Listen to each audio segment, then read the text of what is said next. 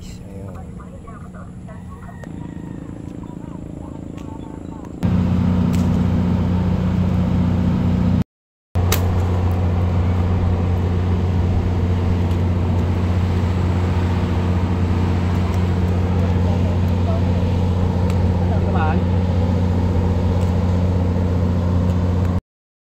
Shout out, ayan si Gabo. Ang mga ka-hunter. Ayan. Sharp shooter yan, sharp shooter.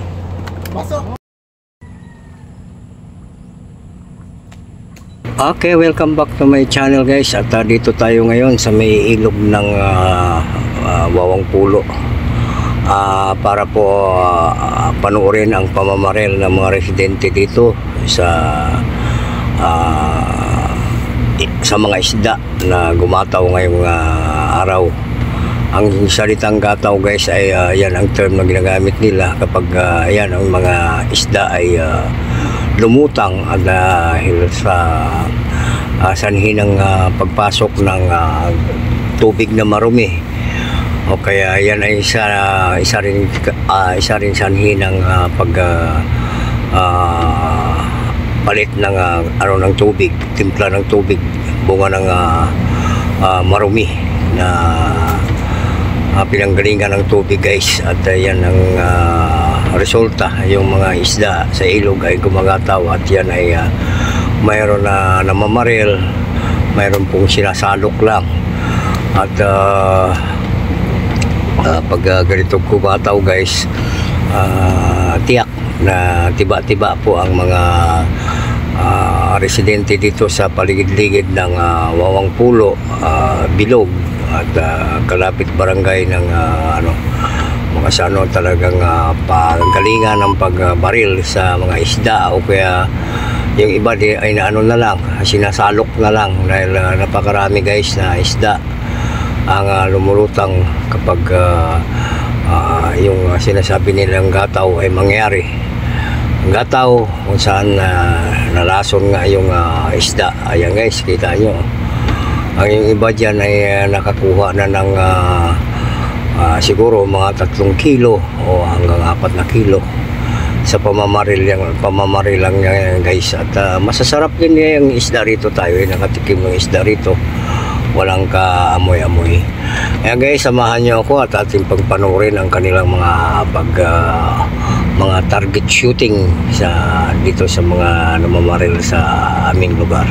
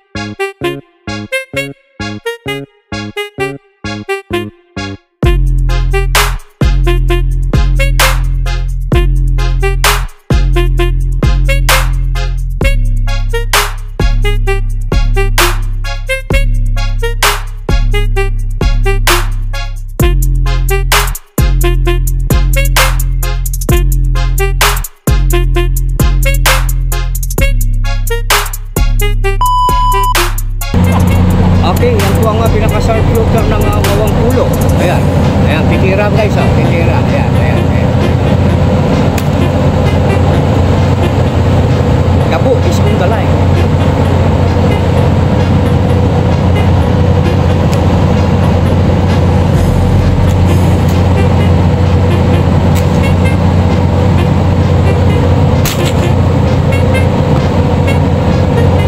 Tinamahan kaya?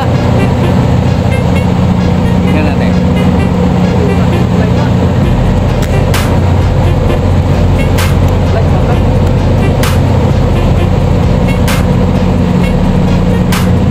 Mintes.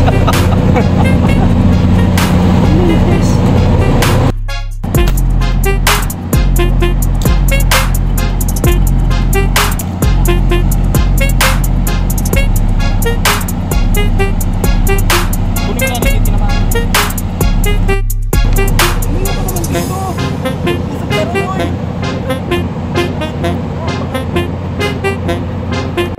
So, nag-away-away pa, yan.